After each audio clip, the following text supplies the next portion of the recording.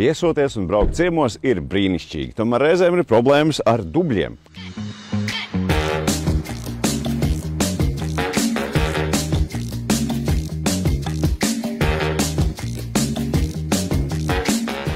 Sveiks, Amsis. Sveiks, Nils. Nila, kā mēs šoreiz darīsim? Kājas dubļainas, laiciņš diezgan tāds. Kāds būs risinājums? Ejam, es tev parādīšu, mums kā reiz ir aktuāls projekts. Izskatās viss ļoti zolīdi. Jā, ir kājaslauķis, bet, kā mēs redzam, cilvēki izvēlās šādus risinājumus, jo viņi aizmirst par šo te problēmu, par netīrām kājām, un viņi vairs nevar savādāk risināt to problēmu.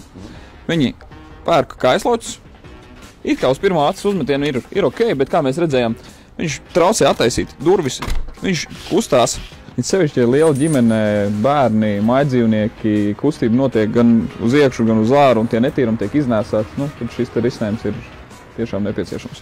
Labi, bet ja šis kājaslauķis nedara, kāda tad ir risinājuma? Ir iebūvējumie kājaslauķi. Kājaslauķi ako ar dažādām restēm. Šis iebūvējot viņu bruģī, viņš būs vienā līmenī, viņš netaucēs durvīm, teiksim, vērties vaļā. Viņam būs reste, kas būs stabila, viņa nekustēsies. Reste varēs izņemt ārā, to kājaslauķi varēs iztīrīt. Ir arī paredzēts ūdens novadīšanai, teiksim, kaut kādas lietas vai dubļi. Tas ir ideāls risinājums. Jā, no kāda materiāla ir šis gatavots? Šis konkrētais ir no polimēra betona. Tie polimēra sveķi viņi padara ūdens neuzsūcošu. Kā tas viss notiek? Runājam pie darbiem. Jā, principā nekas tās sarežģīts nav. Iezīmē kājaslauķu vietu, atzīmē viņu, izņem ārā bruģi, izrok, ja nepieciešams infiltrācijas padziļinājumu, ieliek tauruli, apber viņu ar oļiem un uzstāda kājaslauķi. Normāls saimnieks var uztaisīt arī pastāvīgi. Šis ir svarīgs risinājums, tāpēc par viņu jāpadomā ir būvniecības sākumā. Pēc mūsu pieredzes varētu būt kaut kāda 70–80%, kad tiek aizmirsts par kājaslauķi un kad klienti mēģina to situāciju risināt pēc tam. Jā.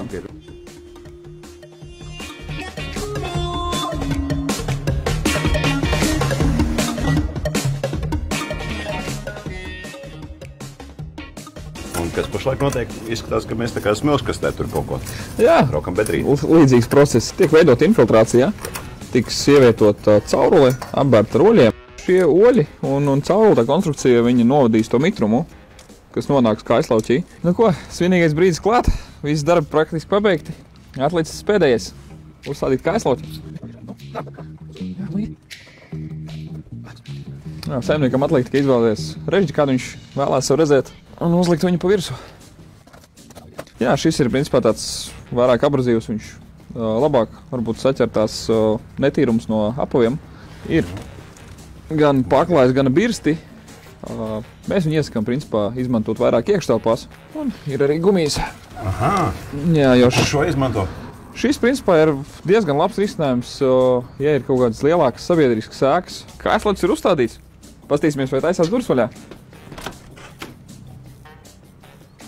Jā, viss līmenī. Jā, kājas var noslaucīt. Netīrumi nebūs iekšā mājā, es domāju, saimnieks būs apmierināts.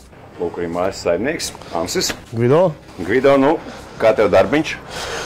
Izskatās jauki. Mēģināsim noslaucīt kājas, attaisīt durvis un iet istabā. Pagaidām izskatās labi. Cerams, arī kādu ļoti labi kalpos. Pirms tam bija ļoti neērti. Vecais paklājiņš. Kā redzēt, durvis vaļā nevarēja attaisīt. Sprūda durvis. Regulāri viņš tika kaut kur nomests. Un ar netīrām kājām taisina istabā. Sievai arī patīkam dāvana. Mazāk būs jākop istabas un koridors, kur viss tiek sanests. Netīrumu iekšā noslaukam kājas un ejam iekšā. Kur meklēt šos jaukos kājaslauķus? Kājaslauķus var atrast, iegādāties būvmateriālu veikalos, bet tehnisko informāciju principā var atrast mūsu mājaslapā ako.lv.